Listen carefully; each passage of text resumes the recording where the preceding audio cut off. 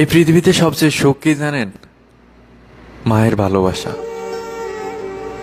এই পৃথিবীতে সবচেয়ে কষ্টকর কি জানেন? মায়ের চোখের পানি।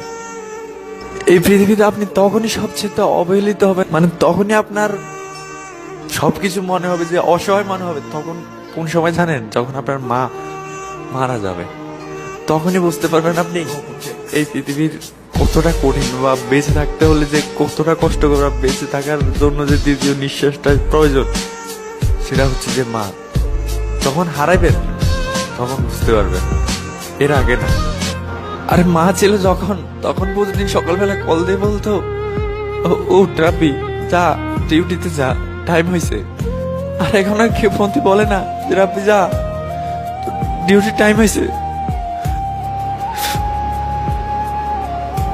আমি জানি না যে আল্লাহ কেন আমারে যে এত অল্প বয়সে যে মানে মা হারাইছে, বা মা হারা হইতেছে এত অল্প বয়সে।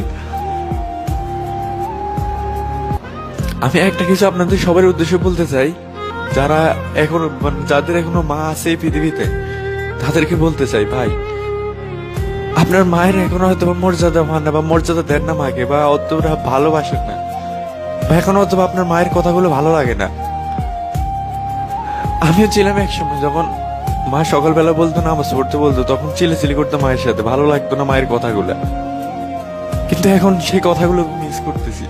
সেই কথাগুলোর জন্য আজকে এখন মানে খারাপ লাগতেছে যে মা এখন আর বলতেছে না যে কথাগুলো। আপনাদের সবার উদ্দেশ্যে বলতে চাই, যাদের মা এখনো বেঁচে আছে, প্লিজ মায়ের ভালোবাসাকে ধরে রাখুন। হয়তো এখন পাচ্ছেন মায়ের ভালোবাসা, যেদিন হারাইবেন সেদিন হয়তো হাজারো চেষ্টা করে, হাজারো কান্নাকাটি করে সে মায়ের ভালোবাসাকে আর ফিরে পাবেন না। যান, বলুন সরি মাকে, মাপ চান মায়ের কাছে, জীবনে যত ভুল করছেন। হয়তো সেই সুযোগ আর আসবে না, হয়তো এখনই সুযোগ আপনার। যান আপনার মায়ের কাছে, কল করুন আপনার মায়ের কাছে যে মা আমাকে ক্ষমা করে দিন, জীবনে যত ভুল করছি আপনার সাথে ক্ষমা করে দিন মা। হয়তো হারানোর পরে হাজারো চেষ্টা করে আমার মতো বলতে পারবেন না, মা আমাকে মাফ করে দিন।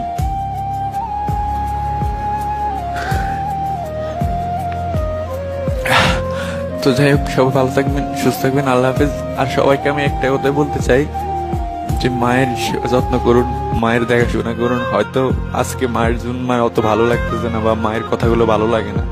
একদিন হয়তো মায়ের কথাগুলোকে, মারগুলাকে মাঝে আপনাকে, মানে একটা সময় ছিল যখন যে মা আমাকে মারতো, তখন মানে আমার কাছে খারাপ লাগতো যে আমার মা আমার সবচেয়ে বেশি মারে, অন্যান্য ছেলেদের মা ওদেরকে মারে না। আর এখন সেই মার মানে যে মার ছিল আমার, সেই মায়ের গুলাকে এখন মিস করতেছি। সো যান, এখনই সময়, হয়তো পাবেন না আর সময়। যান, এখনই আপনার মায়ের কাছে যান, বলুন মা আমাকে মাফ করে দিন।